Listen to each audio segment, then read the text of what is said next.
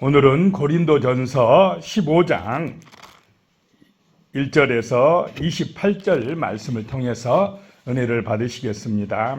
이 고린도전서 15장은 그 유명한 부활장입니다. 고린도 교회 안에서 어떤 사람들이요, 부활이 어디가 있냐, 부활은 지나갔어, 막 이렇게 부활을 부정하는 그런 사람들이 있었다는 것입니다. 이 몸의 육신의 부활을 부정하는 그런 사람들이 있어가지고 바울은 부활은 확실하다, 부활은 우리 신앙의 핵심이다 라고 강조를 하고 있습니다. 오늘 이 시대에도 그런 줄로 믿습니다. 이 세상 육신의 삶만 중요하다고 생각하면 저 영원한 하늘의 영광을 못 보면 그 인생은 그냥 비참한 것입니다. 죽으면 끝이다 생각하는 것입니다. 자, 오늘 1절에 보면요, 형제들아 내가 너희에게 전한 복음을 너희에게 알게 하노니 이는 너희가 받은 것이요 또 그 가운데 선 것이라. 내가 너희에게 전해준 이 복음을 알게 했으니 이 복음을 너희가 받았고 이 복음 안에서 너희가 살아가고 있다, 서 있다 라고 말씀합니다. 2절에요, 너희가 만일 내가 전한 그 말을 굳게 지키고 헛되이 믿지 아니하였으면 그로 말미암아 구원을 받으리라 라고 말씀합니다. 내가 전한 이 말씀, 이 복음을 너희가 굳게 지키라는 것입니다. 자, 신앙은 이 복음 생활, 복음을 받아들여서 신앙생활 하는 것은 마음을 굳게 하라, 믿음을 굳게 해야 된다는 것입니다. 이 말씀은 우리의 신앙을 흔들어 버리려고 하는 여러 가지 유혹과 시험들이 이 땅에 많이 있다는 것입니다. 교회에 나오기도 어렵지만은, 예수 처음 믿기도 힘들지만은 믿고 나서도 만만치 않다라고 하는 것입니다. 이 신앙을 지켜서 구원에 이르기까지 정말로 쉽지가 않다는 것입니다. 믿음을 굳게 해야 된다는 것입니다. 그래야 헛되지 않게 된다라고 하는 것입니다. 우리는 영원한 하나님의 나라에 이를 때까지 이 믿음 든든하게 굳게 지켜나가야 할 줄로 믿습니다. 흔들리지 말아야 한다는 것입니다.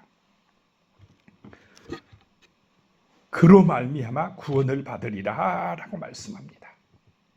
3절에요, 내가 받은 것을 먼저 너희에게 전하였노니 이는 성경대로 그리스도께서 우리 죄를 위하여 죽으시고 그랬습니다. 내가 받은 것, 우리도 내가 받은 이 말씀, 이 복음을 또 전해줘야 될 줄로 믿습니다. 바울도 받은 그 말씀을, 복음을 전하는 증인이 되었다라고 하는 것입니다. 그 복음의 핵심이 무엇이냐? 성경대로 그리스도께서 우리 죄를 위하여 죽으시고 라고 말씀합니다. 복음의 핵심은 십자가의 죽으심과 3일 만에 부활하십니다 라고 하는 것입니다. 4절에요, 장사 지낸 바 되셨다가 성경대로 사흘 만에 다시 살아나사 그랬습니다. 자, 십자가의 죽으심도 성경대로, 다시 살아나심도 성경대로, 하나님의 약속대로 예수가 오셨고 죽으셨고 또 3일 만에 살아나신 줄로 믿으시기 바랍니다. 하나님의 약속대로 하셨다는 것입니다. 말씀대로 이루신 분이 예수님이시다라고 하는 것입니다. 그래서 그것이 복음의 핵심이고 우리의 믿음의 핵심이 되어야 한다는 것입니다. 우리가 믿는 것은 병 낫을 것도 믿지만은, 내가 기도해서 어떤 일이 잘 될 것도 믿지만은 그거는 핵심이 아니고, 핵심은 예수님이 나의 죄를 위하여 십자가에 죽으셨고 또 나를 영원한 생명 주시기 위하여 부활하셨다. 이것이 우리의 믿는 핵심이 되어야 할 줄로 믿습니다. 이것을 믿는 것입니다.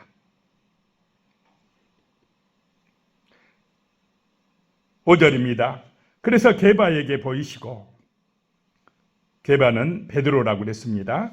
12 제자에게와 예수님이 살아나셨다는 것을 한두 사람 본 게 아니다라고 하는 것입니다. 6절에는요. 그 후에 500명의 형제에게 일시에 보이셨나니 그 중에 지금까지 대다수는 살아있고 어떤 사람들은 잠들었으며 500명에게 일시에 보이셨다. 예수님이 분명히 죽었는데 다시 살아나셔서 그 신령한 몸으로 부활하셔서 보이셨다는 것입니다. 그 중에 대다수는 살아있고 어떤 사람은 잠들었으며, 잠들었다는 말이 무슨 말씀입니까? 죽었다는 거예요. 그러니까 분명히 육신은 죽었는데 죽은 것을 뭐라고요? 잠들었다. 잠깐 잠잔다. 그러면 다시 깨어난다는 것입니까? 아닙니까? 깨어난다. 부활한다. 이 말씀입니다.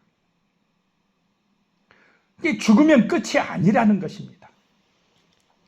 7절에요. 그 후에 야고보에게도 보이셨으며 그 후에 모든 사도에게와 8절에 맨 나중에 만삭되지 못하여 난 자 같은 내게도 보이셨느니라. 나같이 부족한 사람에게도 예수님이 나타나셨느니라 라고 하는 말씀입니다.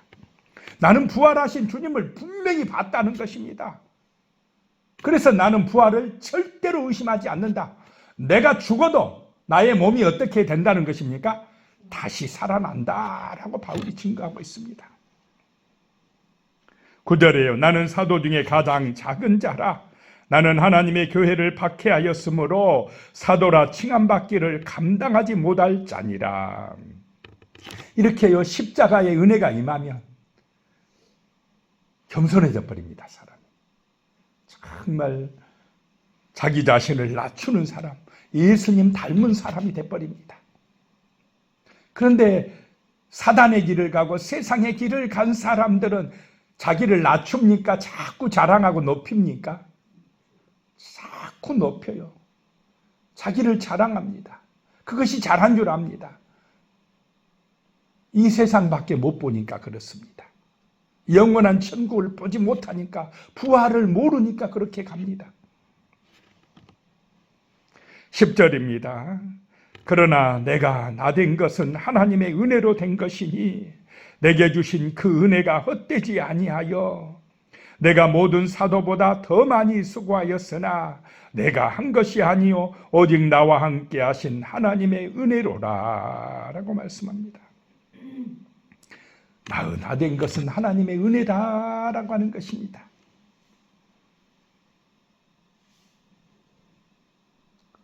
은혜의 핵심은 십자가의 사랑인 줄로 믿으시기 바랍니다. 십자가의 놀라운 사랑으로 내가 구원받았고 하나님의 자녀가 되었고 부활의 생명을 얻었다라고 하는 것입니다. 은혜 받았다 할 때 은혜의 핵심이 뭐냐? 은혜 받았다. 내가 원하는 대로 됐다. 내 소원대로 됐다. 그런 것도 은혜지만은 진짜 은혜는 십자가의 사랑인 줄로 믿으시기 바랍니다. 부활의 은총을 받은 것이다. 예수 그리스도의 그 목숨값으로 나를 살려주신 것, 새 생명 주신 것, 이것이 가장 큰 은혜요 하나님의 놀라운 사랑이라는 것입니다. 11절에요. 그러므로 나나 그들이나 이같이 전파하며 너희도 이같이 믿었느니라. 오직 바울은 이 십자가의 사랑을 전했습니다. 그 십자가의 은혜를 믿을 때에, 사랑을 믿을 때에 사람이 새로워지고 영원한 생명을 얻게 된다는 것입니다. 12절입니다. 그리스도께서 죽은 자 가운데서 다시 살아나셨다 전파되었거늘 너희 중에서 어떤 사람들은 어찌하여 죽은 자 가운데서 부활이 없다 하느냐. 고린도 교회 안에 어떤 사람들은 너희 중에서 어떤 사람들은 예수님이 죽은 자 가운데서 부활했다라고 하는 것이 이제는 없다. 이렇게 부활을 부정하는 사람들이 생겼다라고 하는 것입니다. 그런 사람들 중에 유물론자, 이 물질만 중요하다, 눈에 보이는 것만 중요하다 하면서 그렇게 주장하는 사람들이 있었습니다. 에피큐리안이라는 사람들은 그래서 쾌락주의에 빠집니다. 이 세상이 중요한 것이지, 이 세상에서 즐기고 멋지게 사는 것이 중요하지 무슨 부활이 있느냐라고 주장하는 사람들이 있었고, 또 사두개인들도 이 세상만 중요하다, 그래서 뭐 내세도 없고 영도 없고 부활도 없다, 이렇게 또 주장을 했고, 그런 세력들이, 그런 사람들이 있었습니다. 오늘 이 시대도 있습니까? 없습니까? 부활을 안 믿어요. 죽으면 그만이지 사람이 어떻게 살아난다고 그래, 막 이러면서. 13절에요. 만일 죽은 자의 부활이 없으면 그리스도도 다시 살아나지 못하였으리라.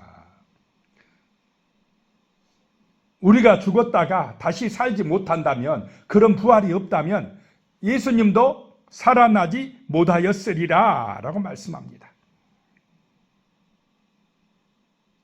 14절에요. 그리스도께서 만일 다시 살아나지 못하셨으면 우리가 전파하는 것도 헛것이요 또 너희 믿음도 헛것이며, 예수님이 부활하셨다는 것이, 이것이 사실이 아니라면은 우리의 전파하는 복음도 헛것이고 우리의 믿음도 헛것이 된다라고 하는 것입니다. 이 말씀은 부활은 분명히 있다고 지금 강조를 하는 것입니다. 사람이 죽으면 끝이 아니라 다시 산다는 것입니다. 예수가 살아나셨듯이 우리도 살아난다는 것입니다. 그래서 영원한 생명을 얻어서 천국에 들어간다는 것입니다. 15절에 또 우리가 하나님의 거짓 증인으로 발견되리니 우리가 하나님이 그리스도를 다시 살리셨다고 증언하였습니다. 만일 죽은 자가 다시 살아나는 일이 없으면 하나님이 그리스도를 다시 살리지 아니하셨으리라. 우리에게 부활이 없다면 하나님이 예수 그리스도를 살리시지 아니하셨다는 것입니다. 우리의 부활이 없으면 예수 그리스도의 부활도 없다는 것입니다. 16절에 만일 죽은 자가 다시 살아나는 일이 없으면 그리스도도 다시 살아나신 일이 없었을 터이요. 17절에요. 그리스도께서 다시 살아나신 일이 없으면 너희 믿음도 헛되고 너희가 여전히 죄 가운데 있을 것이요. 예수의 부활이 없다면 우리 믿음도 헛것이고 우리는 여전히 뭐 가운데 있다고요? 죄 가운데서 죄의 종으로 살아갈 수밖에 없다라고 하는 것입니다. 18절에 또한 그리스도 안에서 잠자는 자도 망하였으리니, 자, 예수 안에서 죽은 사람들은 뭐 한다고 또 말씀합니까? 잠잔다. 잠깐 자다가 예수님 오실 때 뭐 합니까? 이제 깨어나는 것입니다. 부활하는 것입니다. 신령한 몸으로 부활해서 이제 영원한 새 하늘과 새 땅에 들어가게 된다는 것입니다. 19절에요. 만일 그리스도 안에서 우리가 바라는 것이 다만 이 세상의 삶뿐이면 모든 사람 가운데 우리가 더욱 불쌍한 자이리라.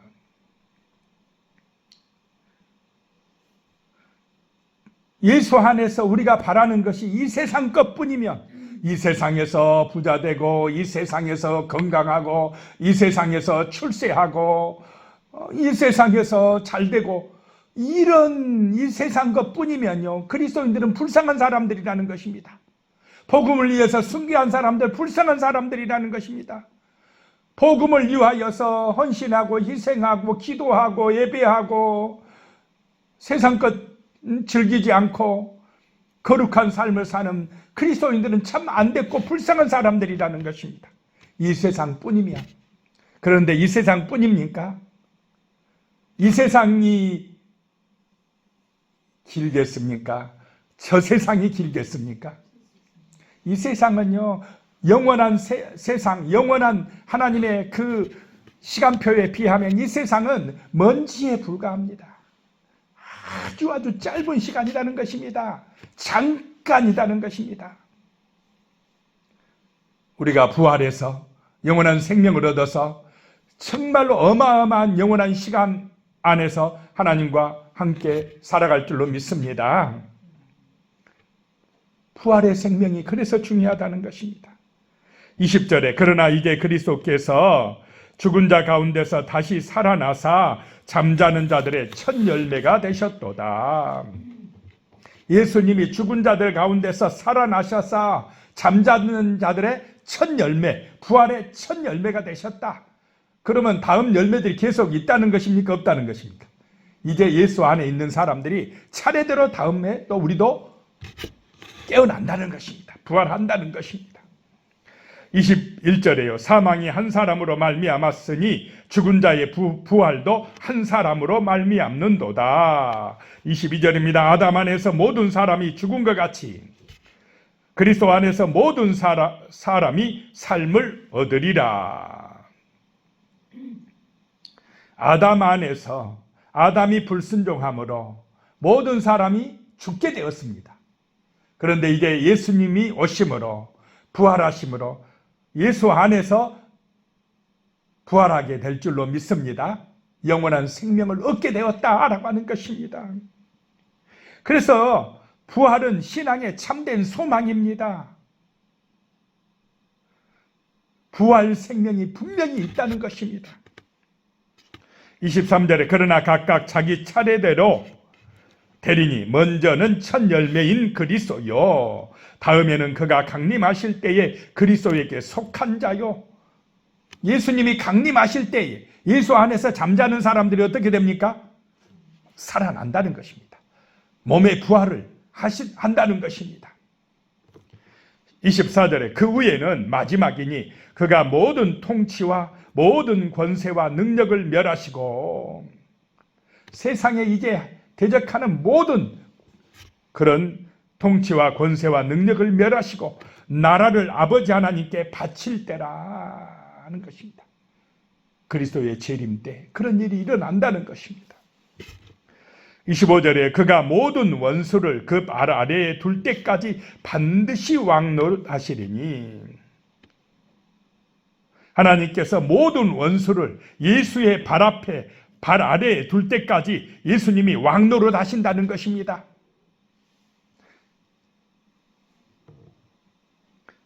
모든 원수가 그리스도 앞에 발 앞에 무릎을 꿇게 된다는 것입니다. 그래서 26절에 맨 나중에 멸망받을 원수는 사망이니라. 사람들이 제일 무서워하는 사망, 이 죽음을 멸망시켜버린다는 것입니다. 그래서 하나님의 나라의 그 천국에는 새하늘과 새 땅에는 죽음이 없게 될 줄로 믿으시기 바랍니다. 모든 아픈 거, 고통받는 거, 눈물 나는 거, 우리를 사망케 하는 그런 게 다 이제 멸망하게 된다는 것입니다. 27절입니다. 만물을 그의 발 아래에 두셨다 하셨으니 만물을 아래에 둔다 말씀하실 때에 만물을 그의 아래에 두신 이가 그 중에 들지 아니하는 것이 분명하도다. 모든 만물이 하나님 아래에 있다는 것입니다. 하나님의 통치 아래에 있다는 것입니다. 28절에요. 만물을 그에게 복종하게 하실 때에는 아들 자신도 그때에 만물을 자기에게 복종하게 하신 이에게 복종하게 되리니 하나님의 아들 예수는 오직 누구에게 복종합니까? 하나님 아버지께 복종하고 아버지의 영광을 드러내신다는 것입니다. 이는 하나님이 만유의 주로서 만유 안에 계시려 하심이라. 모든 만물의 주인이 하나님이시고 모든 만물을 다스리시는 분이 하나님이시다라고 하는 것입니다. 참으로 우리의 삶에서 사람이 죽으면 끝이 아니라 이 세상이 다가 아니라 부활의 생명, 영원한 생명이 있다는 것, 이 부활 신앙이 우리의 마음속에 핵심이 되시기를 축복합니다. 기도하겠습니다. 하나님 아버지, 정말로 아직도 이 부활, 우리가 잠을 자다가 다시 살아난다는 부활 신앙이 없는 사람들이 있습니다. 부활을 믿지 못하고 오직 이 세상 것만 중요하다고 생각하는 많은 사람들이 있습니다. 그러나 성령의 은혜 가운데 우리에게 이 부활이 믿어지게 하시고 영원한 생명이 있다는 것을 믿게 하시고 복음의 증인으로 살아갈 수 있도록 은총을 내려 주시니 감사드립니다. 우리의 소망은 이 세상뿐만 아니라 영원한 하나님의 나라요 주님의 그 놀라우신 은총입니다. 하나님 아버지, 이 믿음 가지고 이 부활의 신앙을 가지고 세상 속에서 승리하는 삶을 살 수 있도록 인도하여 주시옵소서. 예수님의 이름으로 기도드리오며 이제는 우리 주 예수 그리스도의 은혜와 하나님 아버지의 무한하신 사랑과 성령님의 교통하시고 함께하시고 도우시는 은혜가 영원히 함께하시기를 축원하옵나이다. 아멘.